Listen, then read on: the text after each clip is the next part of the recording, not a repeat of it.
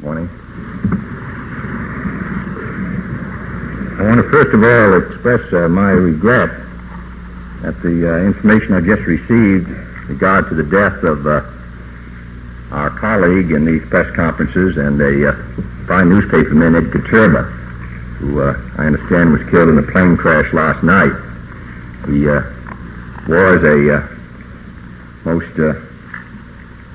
he was an outstanding newspaper man. He was associated with Scripps Howard. We want to express our sympathy to the members of his family and also to the papers with which he was associated. I want to say personally that I'm extremely sorry to have heard the news.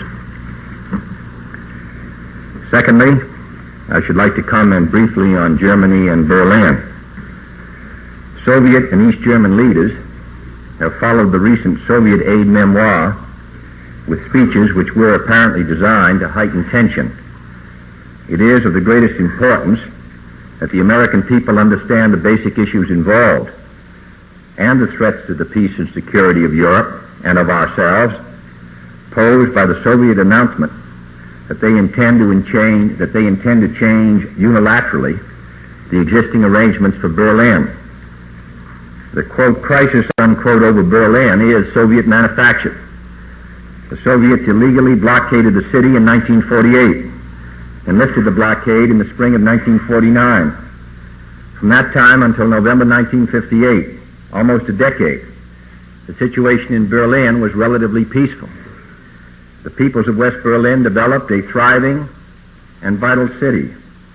We carried out our responsibilities and exercised our rights of access to the city without serious incident, although we were never completely free from irritating difficulties that were put in our way.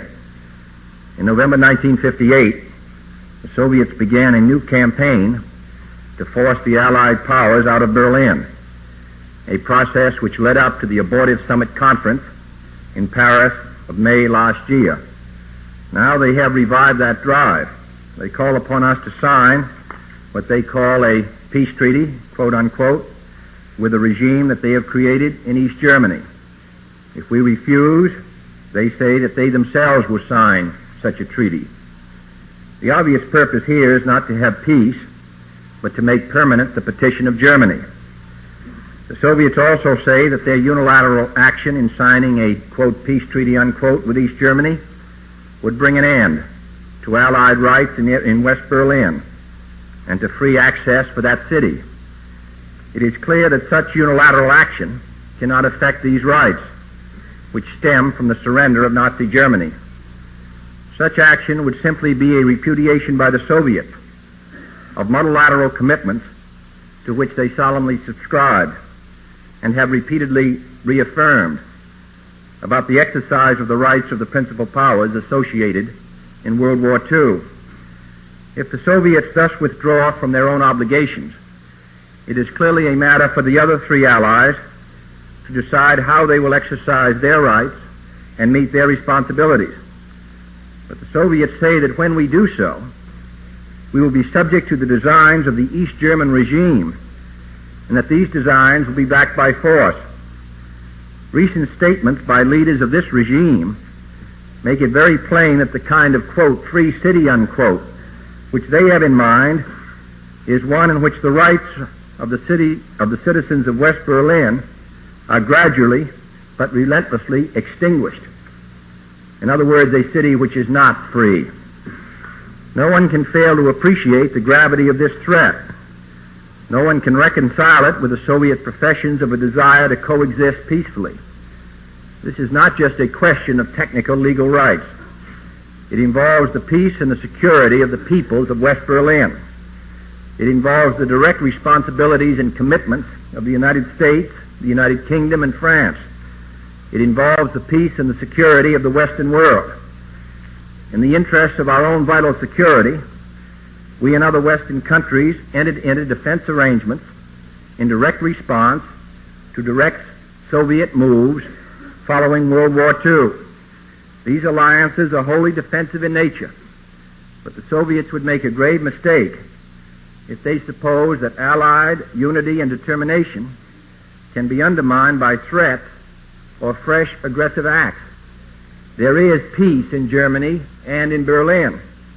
If it is disturbed, it will be a direct Soviet responsibility. There is danger that totalitarian governments, not subject to vigorous popular debate, will underestimate the will and unity of democratic societies where vital interests are concerned. The Soviet government has an obligation to both its own people and to the peace of the world to recognize how vital is this commitment. We would agree that there is unfinished business to be settled as concerns Germany. For many years, the Western nations have proposed a permanent and peaceful settlement of such questions on the basis of self-determination of the German people. Moreover, we shall always be ready to discuss any proposals which would give increased protection to the right of the people of Berlin to exercise their independent choice as free men. The proposals which have now been placed before us move in the opposite direction and are so recognized throughout the world.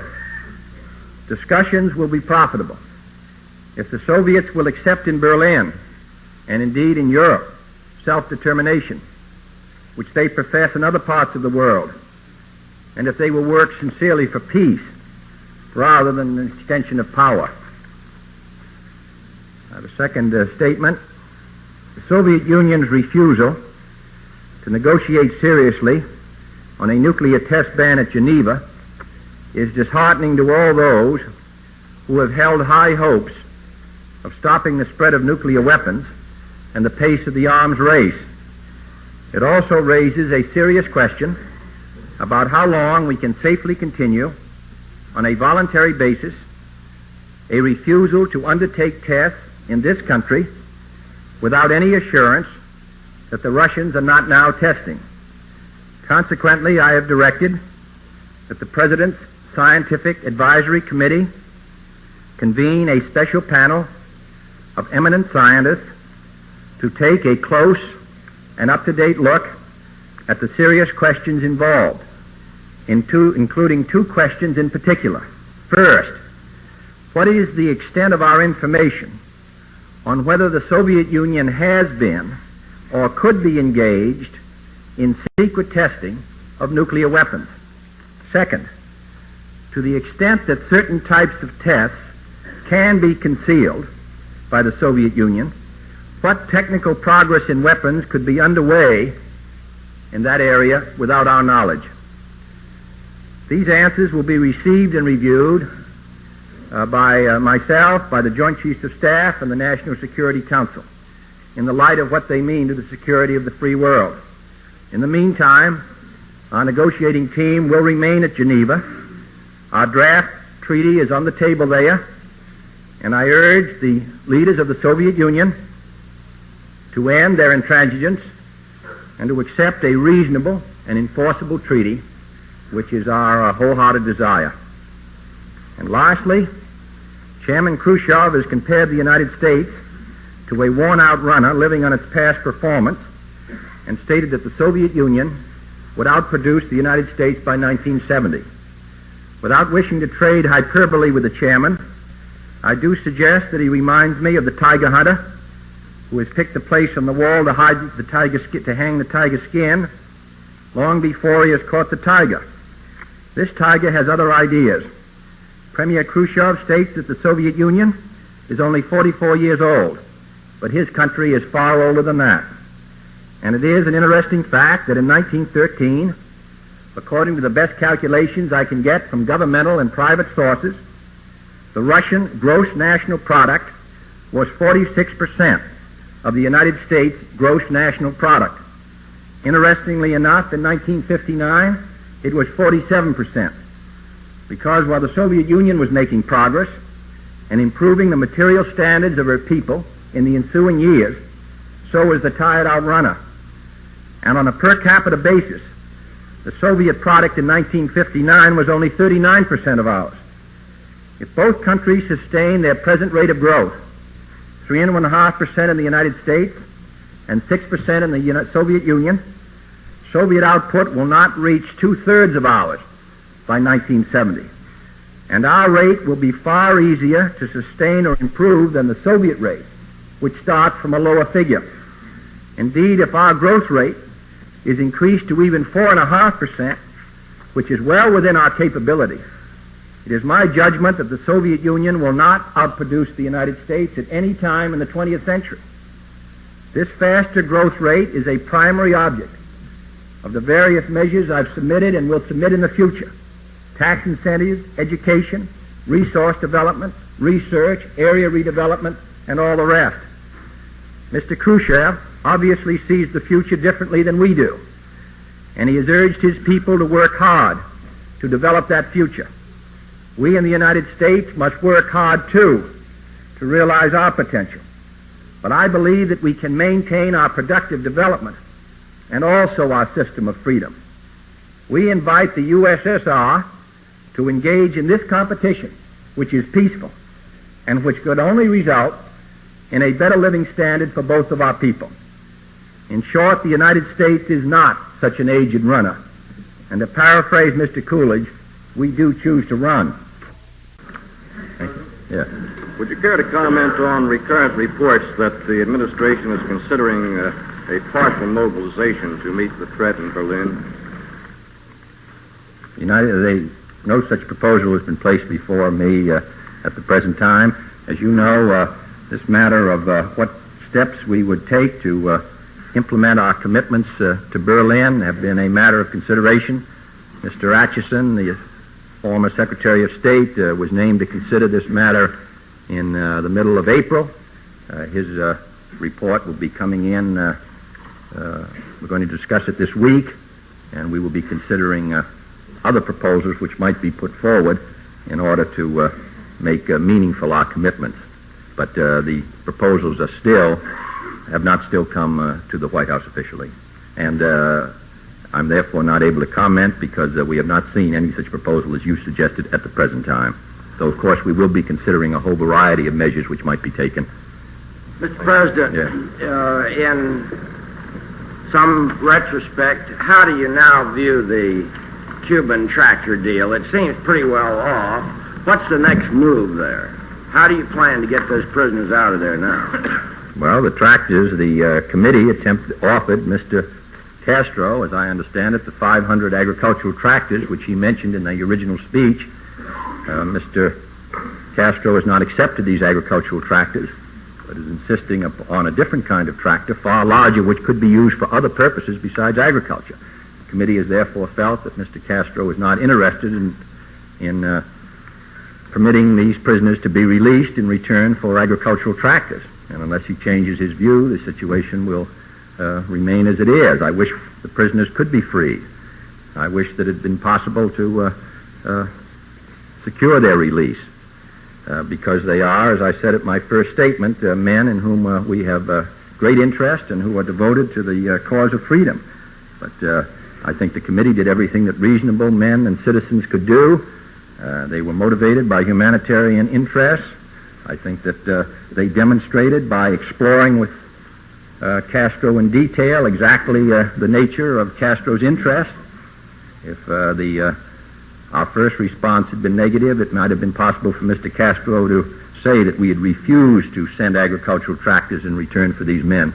This committee went to every conceivable length in order to demonstrate their good faith, and Mr. Castro did not accept it. Mr. President, I think we'd like to hear you say how you are feeling now. Very well. Very well. I'm feeling better even than P.S. Allinger. Mr. President, with respect to the Cuban operation, would you tell us what General Taylor's findings were, and to what reorganization or adjustment in our intelligence activities you contemplate as a result of General Taylor made an oral report to me, which I asked him to make, and which I think will be useful to me. In addition, of course, General Taylor is now a member of the staff of the White House as our military representative with special responsibilities in the field of defense matters and intelligence and coordination in those areas. Tell us about the reorganization you plan, if any, in respect to our intelligence activities, because of his... No, that matter has not been completely completed. In addition, the Killian Committee is looking at the same matter, and when the Killian Committee has finished its preliminary surveys, we may have some changes. Mr. President, more than 200 members of Congress have protested to you regarding the Department of State's plan for distributing low-priced textile imports among other Western nations. They urge abandonment of the plan because they feel it commits the United States to an unreasonable high level of low-priced imports in the future. Could you tell us whether this State Department plan has your unqualified support, or whether you would favor modifying it to meet the congressional objectives? In the first place, there's no plan yet. No solution has been devised to this problem of how we're going to provide for an orderly flow of textiles from the newly emerging countries which concentrate on this kind of commodity, and how we're going to provide for an orderly flow between those countries and the consuming countries, so that we protect the interests of the producing countries and the consuming countries. And it's an extremely complicated task. No decision has been reached as to what the formula would be. It is proposed that we discuss the formula, and I think that the conference should go on and we should discuss it. If we come to any conclusion about what should be done, and we have not reached that conclusion as yet, we will inform the American people and the members of the Congress. I do want to point out that we do export nearly 7 million bales of cotton every year. We sell more cotton to Japan than we import in textiles from all over the world. This is not a matter on which we can say we'll take no import, and at the same time feel that we can continue to provide this tremendous outflow of cotton. We export nearly 7 million bales of cotton every year. We import a total of about 600,000 bales of of cotton manufactured into textiles a year. So that we have to consider the economic interests of the United States as well as other people. We sell Japan, I think last year we sold them $150 million more than they bought from us totally. So that while I'm concerned about and I am concerned about the problem of the textile industry, which is one of the reasons why this conference was called as a result of the protests which were made by members of Congress, because the imports have increased in the textile industry. It is hard hit. I think they've increased in recent months and recent years from around 4.5% to 7%, and therefore the trend is has been sharply, has provided for increases. I do feel that we ought to take into account that this is a balanced matter. In addition, some of the states which sell cotton overseas, which may be adversely affected by textile imports, we also export a lot of textiles. We also, for example, export tobacco, which is an export product, so that we have to consider the general economic interest. We cannot expect that we're going to be able to cut off completely the importation of textiles and then think that we're going to have anything but ruin for our cotton exporters. So it all has to be balanced, and one of the ways that the economic interests of all can be balanced is in this conference, and I support it. Mr. President, without respect, sir, to the current maritime strike, do you plan to take any action on the American-owned flags of convenience or runaway ships, as you once described them? Well, we are concerned about as I've said before, about the problem of runaway ships, in the sense that ships who are put by American owners under other flags in order to avoid paying the wage scale which we have for our American merchant marine. The United States government pays a large share of the bill for important segments of the American merchant marine, including these wages. So when these ships leave us and compete against us, in a sense it affects not only the welfare of the seamen involved, but also affects governmental policy and governmental obligations. So we are concerned about the matter. But in regard to the actual details, I would prefer for the present to wait until the Coal Committee makes its report in regard to Taft-Hartley, and we're also considering what we could do to see if we can work out some solutions which will ease the burden of the people involved. There's also an obligation, let me say, on the representatives of the American merchant marine, an obligation of Mr. Curran and Mr. Hall to make sure that the problems of the American merchant marine and its competition with other areas are taken into consideration. They cannot merely consider it isolated. This is a competitive business. And we could very well find, instead of flags of convenience or so-called runaway ships, that the ships were actually put under and in those cases, the United States government has some control over the ships. They could actually put them under the flags or have contractual relationship with the British or the Norwegians, and then we would not have the control in case of a national emergency, and we would still be being undercut. So it's an extremely complicated question to which Secretary Goldberg and the Secretary of Commerce and the members of the committee are giving a good deal of attention. Mr. President, Mr. President, in considering the resumption of nuclear testing, have you requested or do you propose to request a report and recommendation from the Federal Radiation Council regarding the consequences of fallout that may result from such a resumption All of these testing? matters, of course, would be considered before any decision were reached. President, how do you feel now in retrospect about summit meetings, and do you foresee any more of them in the future? Well, I've never described the meeting in Vienna as a summit meeting. I think the meeting in Vienna was useful certainly to me in meeting my responsibilities. Perhaps it was also to Mr. Khrushchev, because as I've said from the beginning, these issues which we're now talking about are extremely serious issues which involve the well-being of a great many people besides even the people of the United States. And decisions have to be made on the basis of the best information we can get. And they involve the security of the United States, and they involve also the peace of the world. And therefore, if those decisions can be made more educated by such a meeting, it was useful. Now, there are no plans to have any further meetings that I know of. President, Vice President Nixon seems to be taking a dim view of your administration. He said in a speech yesterday that never in American history has a man talked so big and acted so little. Do you have anything to say about this? No, I wouldn't comment on Mr. Nixon. He has been engaged and busy, and I sympathize with the traveling problems he has and his other problems, but I don't have any response to make. We're doing the best we can. We'll continue to do so until 1964, and then we can see what the situation looks like. Mr. President, you said that if the United States can attain a rate of growth of 4.5%, that Russia will not catch up with us in the 20th century. What is our rate of growth now, sir? Well, calling it from 1953 to today, it's about 3.5%. What are we doing to attain a rate of growth? Well, we're going to have a sharp, I hope, our rate of growth from the recession of 1960, winter of 61. We ought to have a substantial rate of increase. The big problem will be to sustain it over a period of time.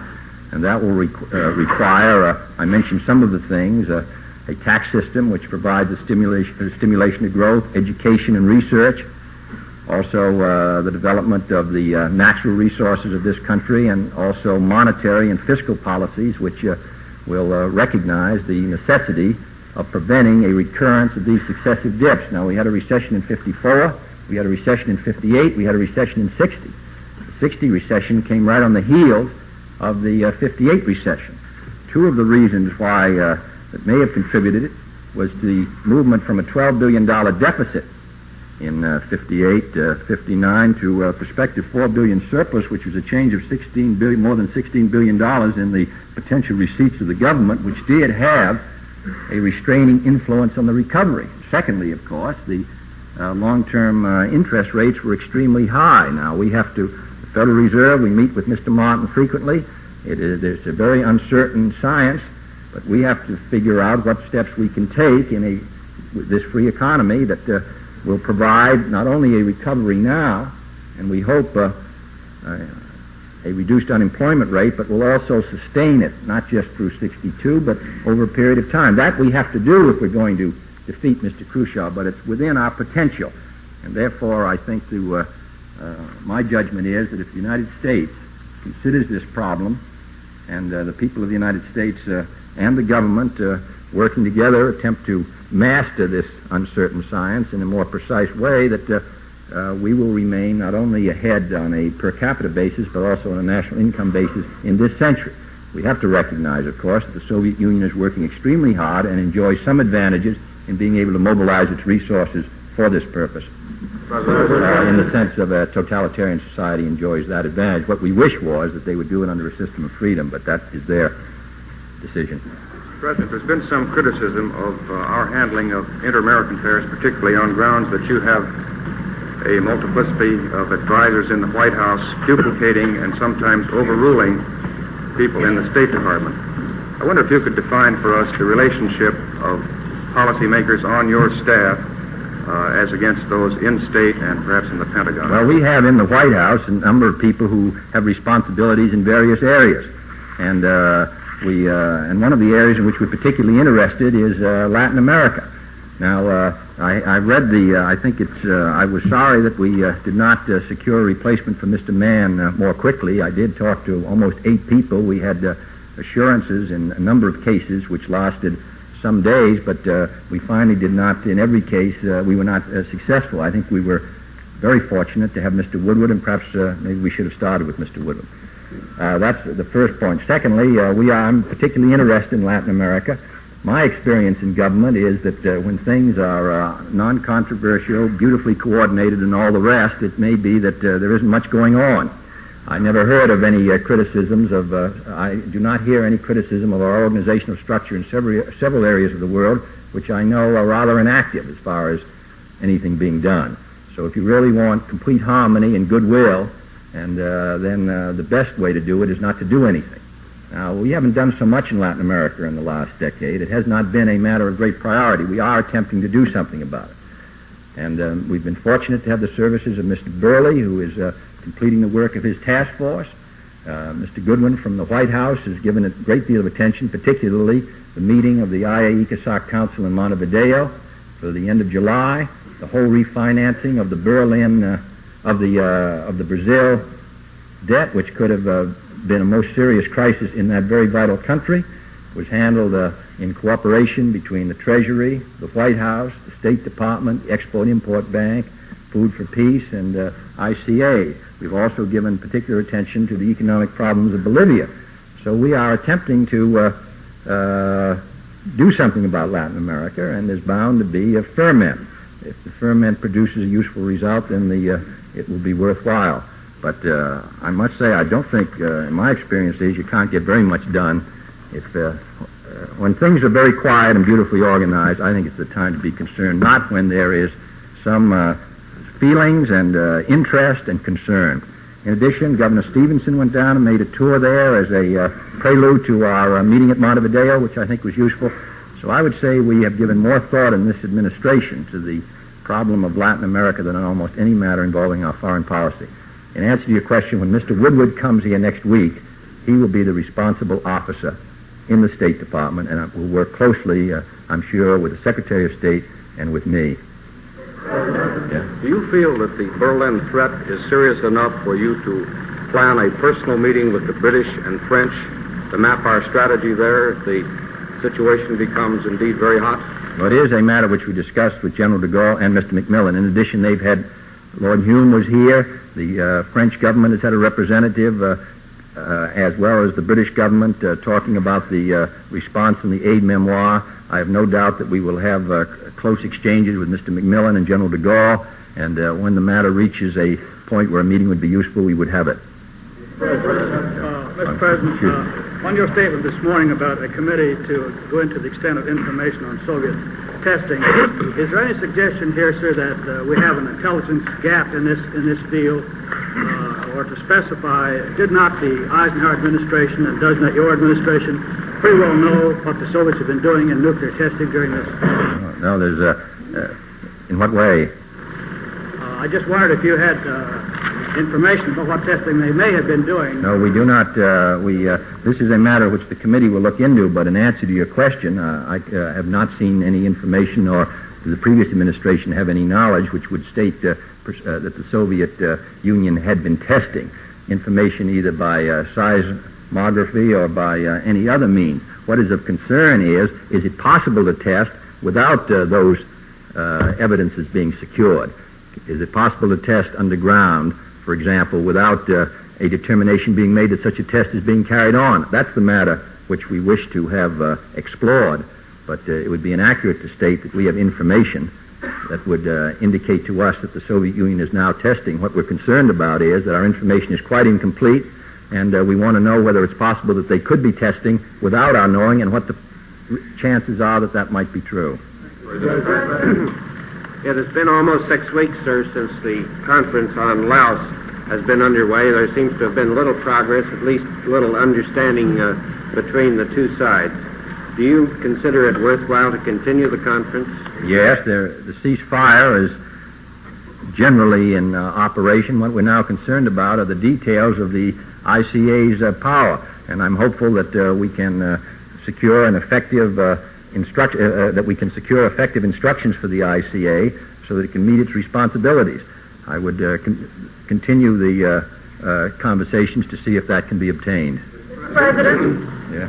Realizing that the Atchison and other contingency reports have not yet been finished, could you nevertheless give us at least a hint this morning in what areas the public may be involved in supporting your strong stand on Germany? I ask that question against this background, that it's generally considered that your words to Mr. Khrushchev in Vienna were highly impressive, but it's necessary to follow them up with decisions and deeds. Yes, well, that's the matter which is now engaging the attention of the United States government. It is one of the matters which will be discussed at the Security Council tomorrow. But as of now, no report of the deliberations of the Pentagon and others as to what actions might be usefully taken have been finalized. In addition, I would point out that we are talking about matters of extreme seriousness, and I think that we should wait till a judgment has been reached as to what action we should take before it's useful to discuss it publicly. As of today, these considerations and recommendations have not yet come to the White House. One of the matters which will be discussed, as I say, tomorrow will be this matter at the Security Council. Mr. President, sir, can something be done to require mortgage bankers to quit enriching themselves off of the FHA system of making loans?